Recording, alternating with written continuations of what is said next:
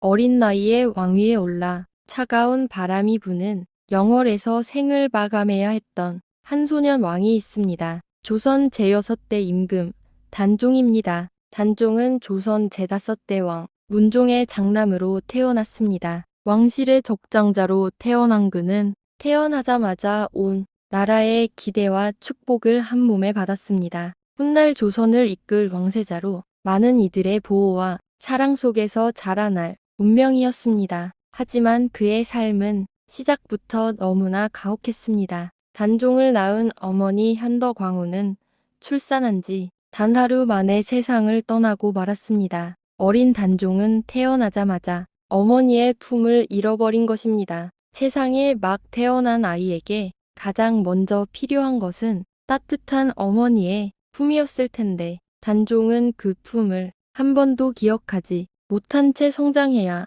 했습니다. 이후 그는 왕실의 보살핌 속에서 자랐지만 마음속 깊은 곳에는 늘 채워지지 않는 빈자리가 있었을지도 모릅니다. 시간이 흘러 아버지 문종이 왕위에 올랐고 단종은 자연스럽게 세자가 됩니다. 조선의 미래를 책임질 왕세자로서 나라의 기대는 점점 더 커져갔습니다. 하지만 이 행복도 오래가지 않았습니다. 병약했던 문종은 왕위에 오른 지 불과 2년 만에 세상을 떠나고 맙니다. 그리고 그 순간 겨우 12살의 어린 소년이 조선의 왕위에 오르게 됩니다. 조선 제6대 임금 단종의 즉위였습니다. 12살의 어린 왕에게 왕좌는 너무나 무거운 자리였습니다. 나라를 이끌어야 하는 왕이 되었지만 그의 곁에는 그를 지켜줄 부모도 강력한 권위도 없었습니다. 대신 어린 왕을 둘러싼 것은 권력을 노리는 어른들의 치열한 정치 싸움이었습니다. 그리고 그 틈을 노린 인물이 있었습니다. 바로 단종의 숙부 수양대군이었습니다. 수양대군은 뛰어난 정치 감각과 강한 결단력을 가진 인물이었습니다. 그는 어린 왕을 돕는다는 명분 아래 점점 권력을 장악해 갔고 조정의 대신들 역시 점차 그의 영향력 아래에 들어가기 시작했습니다. 그리고 마침내 조선 역사에서 가장 피비린내 나는 사건 중 하나가 일어나게 됩니다. 1453년 계유정난입니다. 수양대군은 군사를 동원해 정권을 장악했고 어린 단종을 지키던 충신들은 하나둘 쓰러져 갔습니다. 김종서와 황보인 같은 대신들이 제거되었고 조정의 권력은 완전히 수양대군의 손에 들어가게 됩니다. 어린 왕은 그 모든 일을 막을 힘이 없었습니다. 결국 단종은 왕위에서 물러나야 했습니다. 왕의 자리에서 내려온 그는 더 이상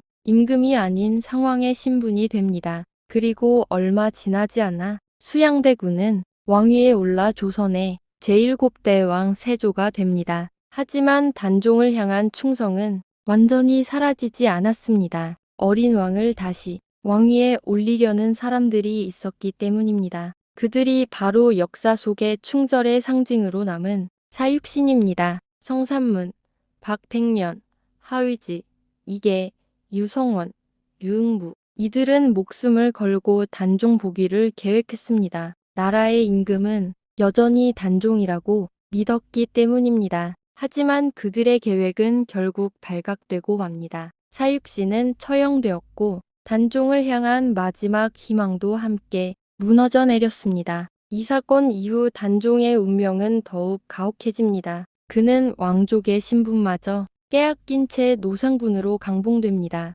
그리고 멀고 먼 강원도, 영월로 유배를 떠나게 됩니다. 단종이 머물게 된 곳은 바로 청령포였습니다. 청령포는 삼면이 강으로 둘러싸이고 뒤쪽은 가파른 절벽으로 막혀 있는 곳입니다. 밖으로 나갈 길이 거의 없는 마치 육지 속의 섬과 같은 장소였습니다. 17도 되지 않은 어린 왕은 그곳에서 홀로 긴 시간을 보내야 했습니다. 강물은 조용히 흐르고 높은 절벽과 숲이 주변을 둘러싸고 있었지만 그 풍경은 결코 아름답게 느껴지지 않았을 것입니다. 청령포에는 지금도 한 그루의 소나무가 서 있습니다. 사람들은 그 나무를 관음송이라고 부릅니다. 단종이 머물던 자리를 묵묵히 지켜보며 어린 왕의 외로움과 눈물을 바라보았다는 전설이 전해지는 나무입니다. 밤이 되면 강가에는 차가운 바람이 불고 깊은 산속에서는